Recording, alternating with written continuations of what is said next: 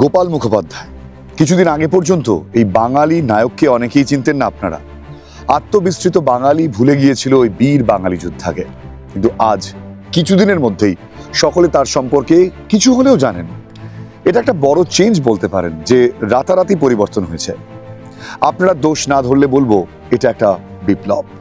গোপাল মুখোপাধ্যায়ের উপর এখন বহু আলোচনা হচ্ছে সৌজন্যে বিবেক অগ্নিহোত্রীর সেই বিতর্কিত সিনেমা বেঙ্গল ফাইলস। কিন্তু যে সিনেমার জন্য এত বিতর্ক, এত ধরনের টানাপোড়েন, সেই বেঙ্গল ফাইলস বহু চেষ্টা করেও পশ্চিমবঙ্গে কোনো হলে দেখতে পেলাম না। কেন দেখতে পেলাম না? বেঙ্গল ফাইলস এই সিনেমাটা কি সরকার ব্যান করে দিয়েছিল? না, সেরকম কোনো নির্দেশিকা জারি করা তো হয়নি। গোপাল মুখোপাধ্যায়ের পরিবার হাইকোর্টে একটা কেস করেছিল বটে, কিন্তু সেটাও খারিজ হয়ে যায়। আর সরকারের পক্ষ থেকে কোনো কেস বা নিষেধাজ্ঞা কিন্তু জারি করা হয়নি। তবুও কেন কোনো সিনেমা হলে সিনেমাটা দেখানো গেল না? বহু সিনেমা হলে আমি নিজে খোঁজ নিয়েছি, সিনেমাটা আসছে না কেন এ বিষয়েও জানতে চেয়েছি, কিন্তু একটাই উত্তর পেয়েছি, সেই চেনা উত্তর, যে আমরা দেখাতে পারছি না, কারণ জানা নেই। একটা, দুটো, তিনটে হল যখন এইরকম কথা বলে তখন বোঝা যায় তাদের অসুবিধা আছে। কিন্তু যখন সারা পশ্চিমবঙ্গের যত সিনেমা হল আছে সবাই এক সুরে একই কথা বলে, তখন বোঝা যায় এটা তাদের অসুবিধা নয়। অদৃশ্য কোনো হাত, অদৃশ্য কোনো শক্তি সবাইকে একসাথে চালনা করছে। সেই অদৃশ্য শক্তি, অদৃশ্য হাত আসলে কার? কোন সেই অদৃশ্য শক্তি যে এতটাই ক্ষমতাবান, নিজের সামনে না এসেও সারা পশ্চিমবঙ্গের সমস্ত সিনেমা হলে এমন আতঙ্ক আর ভয়ের পরিবেশ সৃষ্টি করেছে, যেখানে একটা সিনেমাকে রিলিজ করতে দেওয়া হলো না? প্রশ্নটা আমাদেরকে বারবার ভাবিয়ে তুলছে। সিনেমার উপর নিষেধাজ্ঞা এটা কিন্তু নতুন কিছু নয়। পৃথিবীর ইতিহাসে বারবার আমরা দেখেছি ক্ষমতাবান একনায়কের বিভিন্ন সময় তাদের বিরুদ্ধে তৈরি হওয়া সাহিত্য, সিনেমা, গানের উপর নিষেধাজ্ঞা জারি হয় বা তারা জারি করেছেন। হিটলার আর স্টালিন তাদের জামানায় জার্মানিতে, সোভিয়েত রাশিয়াতে বহু সিনেমা, সাহিত্য, গানের উপর নিষেধাজ্ঞা জারি করেছিলেন, এবং তাদের দুজনের পদাঙ্ক অনুসরণ করে সারা পৃথিবীতে ক্ষমতাবান শাসক গোষ্ঠী বারবার সেই কাজ করে এসেছে।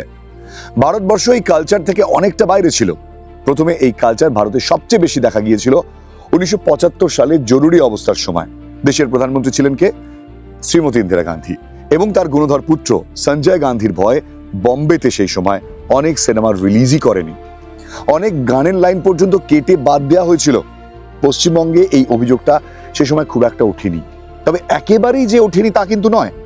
বামেদের সময় পশু খামার নাটকের শো বন্ধ করে দেওয়ার অভিযোগ উঠেছিল। বিভিন্ন সরকারি প্রেক্ষাগৃহে নাটকটা যাতে না দেখানো যায় সেই জন্য ব্যবস্থা নিতেও দেখা গিয়েছিল। আবার সোভিয়েত ইউনিয়নে স্টালিনের গণহত্যার উপর তৈরি কাতিন এই সিনেমাটাকে কলকাতা ফিল্ম ফেস্টিভ্যালে বন্ধ করা হয়েছিল, কিন্তু তখন মুখ্যমন্ত্রী বুদ্ধদেব ভট্টাচার্যের তত্ত্বাবধানে সিনেমাটাকে মুক্ত করা হয় মানুষের দেখার জন্য। সেই রকমই 2019 সালে অনিক দত্তের সিনেমা ভবিষ্যতের ভূত কোনো একটা অলিখিত কারণে পশ্চিমবঙ্গের কোনো সিনেমা হলে চলতে দেয়া হলো না। দ্য বেঙ্গল ফাইলস চলতে দেয়া হচ্ছে না। সেটা একটা হিন্দি সিনেমা, সারা ভারতে তার অনেক বাজার রয়েছে, কিন্তু অনিক দত্তের সিনেমা পশ্চিমবঙ্গ ছাড়া অন্য কোনো জায়গায় সেভাবে চলার কথা নয়, কারণ সেটা একটা বাংলা সিনেমা ছিল। তবুও সেই সিনেমাটাকে পশ্চিমবঙ্গের কোনো হলে রিলিজ হতে দেয়া হয়নি। অনিক দত্তের সিনেমার ওপর কোনো সরকারি নিষেধাজ্ঞা ছিল না, সেটাও সেন্সর বোর্ডের ছাড়পত্র নিয়েই এসেছিল, কিন্তু কোনো একটা রাজনৈতিক দল বা ক্ষমতায় থাকা রাজনৈতিক দলের বিরুদ্ধে সেটা কথা বলে ফেলেছিল। এটাই ছিল সিনেমাটার অপরাধ, আর সেই জন্য সেই সিনেমাটাকে পশ্চিমবঙ্গে চলতে দেওয়া হয়নি। এবং এর ফলে অনিক দত্তের আরো বড় ক্ষতি হয়েছিল। তার কারণ কি জানেন? বাংলা সিনেমা যদি পশ্চিমবঙ্গেই না চলে তাহলে কে দেখবে বা কোথায় দেখানো হবে? কিন্তু কে চলতে দিল না? কার অদৃশ্য হাত এতটা ক্ষমতাবান হয়ে পেছন থেকে কলকাঠি নাড়লো সেটা আমরা সবাই বুঝতে পারি, সবাই জানি, আন্দাজ করতে পারি, কিন্তু বলতে পারি না। এটাই আমাদের গণতন্ত্রের হাস্যকর ট্র্যাজেডি। বেঙ্গল ফাইল সিনেমাটাও সেন্সর বোর্ডের ছাড়পত্র নিয়েই প্রকাশিত হয়েছে। এখনো সিনেমাটা আমরা কেউ দেখতে পাইনি, মানে আমি তো দেখিনি। ফেসবুকে কিছু ছোট্ট কাটা অংশ ওই ঘুরে বেড়াচ্ছে যেমন হয়, আর ইউটিউবে দেখতে পেয়েছি তার ট্রেলারের গানগুলো। শুধুমাত্র এইটুকু দেখেই একটা আস্ত সিনেমা সম্পর্কে অনেকে মূল্যায়ন করে ফেলছেন। সিনেমাটা নাকি অত্যন্ত খারাপ। যারা এই ধরনের মূল্যায়ন করলেন, যারা আজকে পশ্চিমবঙ্গের সাম্প্রদায়িক সম্প্রীতি বজায় রাখার জন্য একটা সিনেমাকে, একটা শিল্পকে, একটা সংস্কৃতিকে অলিখিত নিষেধাজ্ঞা জারি করে বন্ধ করে দিচ্ছেন আড়াল থেকে, তারা আবার কিভাবে গণতন্ত্রের কথা বলেন? এই প্রশ্নগুলো আপনি যত করবেন ততই আপনার মনে হবে আমাদের দেশের এই গণতন্ত্রটা আসলে ভীষণ বড় ট্র্যাজেডি। অনেকে আবার এই কথাও বলবেন, এই সিনেমাটা আমাদের পশ্চিমবঙ্গে চললে পশ্চিমবঙ্গের সেকুলারিজমে আঘাত লাগতে পারে। আমি আপনাদের বলছি, এইরকম ঠুনকো সেকুলারিজম না থাকাই ভালো। ঠিক শুনেছেন, একটা সিনেমা পশ্চিমবঙ্গের হলে এলে সেই সিনেমাটা দেখলে নাকি আমাদের পশ্চিমবঙ্গের সাম্প্রদায়িক সম্প্রীতি নষ্ট হতে পারে বা ধ্বংস হয়ে যাবে। তার মানে বুঝতেই পারছেন আমাদের মানুষের মধ্যে সম্প্রীতির ভাবনাটা কতটা পলকা।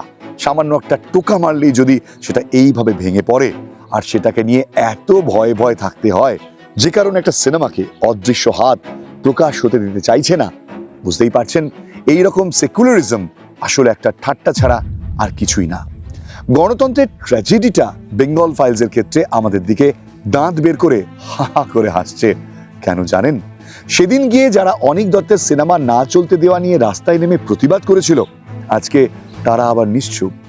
আর তার কারণ হচ্ছে এক্ষেত্রে আবার প্রতিবাদ করা যাবে না, তাহলে তাদের আশঙ্কা একটা বড় ভোট ব্যাংক ধাক্কা খেয়ে যেতে পারে।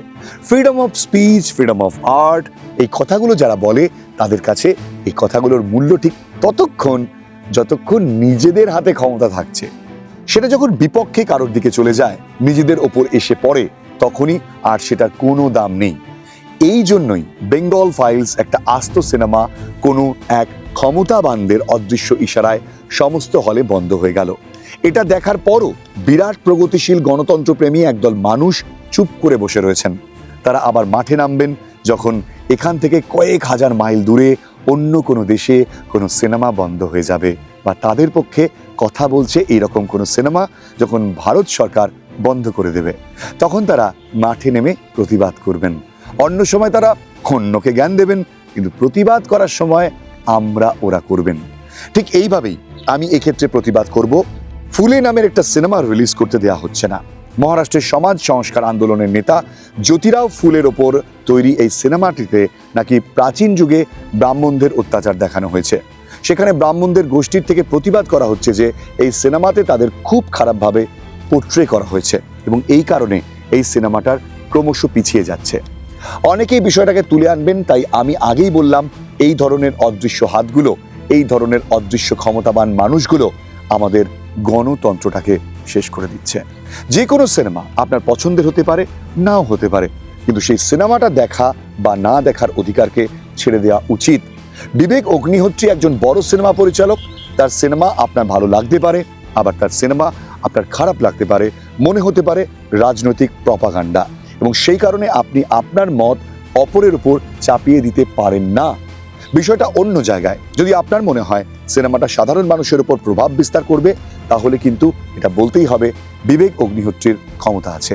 ক্ষমতা আছে বলেই তার তৈরি সিনেমাকে এত ভয় পাচ্ছে শাসক গোষ্ঠী। একটা সিনেমা দিয়ে কি একটা পট পরিবর্তন বা ক্ষমতার পরিবর্তন ভারতের মতন দেশে সম্ভব? আপনারাই বলুন। প্রতিদিন যেখানে ভোটে লড়াই করবার জন্য প্রচুর পরিমাণ অর্থের দরকার হয়, আমাদের দেশের ভোটিং সিস্টেমটা ক্রমশ কস্টলি হয়ে যাচ্ছে। তাই অনেক সত্যি কথা বলেও অনেক ছোট ছোট রাজনৈতিক দল কোনো ভোট পান না। তার কারণ তারা অর্থ ক্ষমতার লড়াইয়ে অনেক পিছিয়ে আছেন, এবং সেই রকমই একটা সমাজ ব্যবস্থায় দাঁড়িয়ে একটা সিনেমা এতটা শক্তিশালী হয়ে যেতে পারে যে সরকার তাকে ভয় পায়। এই কথাটা আপনাদের কারোরই বিশ্বাস হবে না যে একটা সিনেমা দেখলে, একটা সিনেমা দেখানো হলে একটা সরকার পাল্টে যেতে পারে। না, এরকম হয় না। যখন সরকার পাল্টে যাওয়া বা সরকারের বিপদে পড়ার কোনো চান্স নেই, তাহলে একটা সিনেমাকে শুধু শুধু আটকানো হলো কেন? আমাদের দেশে একটা ন্যাশনাল সেন্সর বোর্ড বলে কিছু রয়েছে। সেই বোর্ড স্বীকৃতি দিলে তবেই কোনো সিনেমা রিলিজ হয়। বিবেক অগ্নিহোত্রীর সিনেমা সেই সেন্সর বোর্ডের ছাড়পত্র নিয়ে এসেছে, তার মানে তার সাথে সরকারি স্বীকৃতি রয়েছে। এইবার বুঝুন অবস্থা। সরকারি স্বীকৃতি থাকা সত্ত্বেও একটা রাজ্যে তার সিনেমার প্রকাশ হচ্ছে না, তার মানে আমাদের দেশে মৌলিক গণতন্ত্রের অবস্থাটা কতটা খারাপ। এখানে একটা কেন্দ্রীয় সরকারকে একটা রাজ্য সরকার মানে না, আর উল্টোটাও সত্যি, একটা রাজ্য সরকারকে কেন্দ্রীয় সরকার মানে না। দুটো সরকারের আন্ডারস্ট্যান্ডিং এতটাই খারাপ জায়গায় এসে পৌঁছেছে যে ব্যক্তিগত রাজনৈতিক দ্বন্দ্ব সরকারি স্তরে পর্যন্ত প্রভাব ফেলছে। এরকম ভাবে যদি চলতে থাকে তাহলে ভারতের সামনে কিন্তু বড় বিপদ রয়েছে।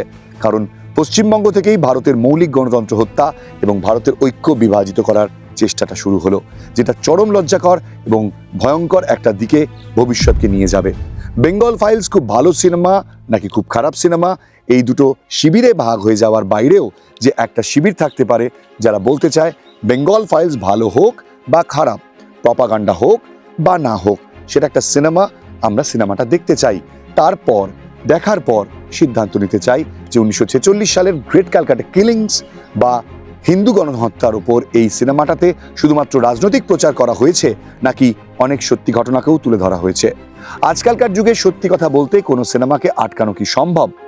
ইনফরমেশন টেকনোলজির যুগে এত রকম সুযোগ সুবিধা রয়েছে আমাদের হাতে। আমাদের পশ্চিমবঙ্গের অর্ধেক মানুষ তো কাজের সূত্রে বাইরেই থাকেন। তারপর রয়েছে ওটিটি প্ল্যাটফর্ম, যে কোনো দিন সেইখানে সিনেমাটা চলে আসবে এবং তখন সবাই সিনেমাটা দেখতে পাবেন। দেখতে গেলে তখন অনেক বেশি মানুষ সিনেমাটাকে দেখতে পাবেন। তখন আপনারা কি করবেন?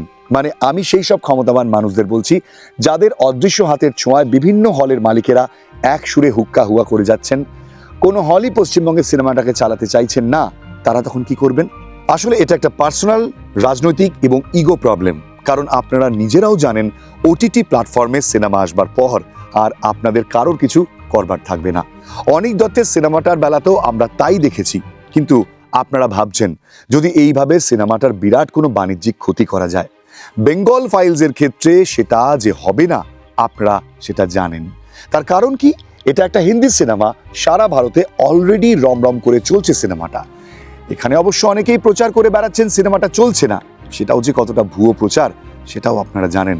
তবুও এই প্রচারগুলো আপনাদেরকে করে যেতেই হবে। কিন্তু আলটিমেটলি লাভটা কি? এটা একবার ভেবে দেখবেন, যদি সিনেমাটাকে আপনাদের কাউন্টার করার ক্ষমতা থাকতো তাহলে আপনারা সামনে এসে প্রকৃত ইতিহাস নিয়ে নিজেরা একটা সিনেমা বানাতেন, অন্তত একটা ডকুমেন্টারি ফিল্ম বানাতেন, কিছু একটা স্পষ্ট বক্তব্য রাখতেন। সেটা কিন্তু কেউ করেননি। মানে যারা যারা এই সিনেমাটার পেছনে সাম্প্রদায়িক উস্কানির মতন আরো বড় বড় ভয় দেখে নিজেদের কল্পনার রাজ্যে আতঙ্কিত হচ্ছেন, তারা কিন্তু কেউ একবারও বলতে পারেননি 1946 সালের হিন্দু গণহত্যা হয়েছিল। আর 1946 সালে কোনো দাঙ্গা হয়নি। সমস্ত তথ্য, নথি, তৎকালীন সংবাদপত্র সবকিছু ঘাটলেই দেখতে পাবেন সেই সময় যা হয়েছিল সেটা ছিল একতরফা হিন্দু গণহত্যা, হিন্দু নারী ধর্ষণ। যেহেতু এটা একটা হিন্দু গণহত্যা তাই অনেকেই নিশ্চুপে বসে রয়েছেন।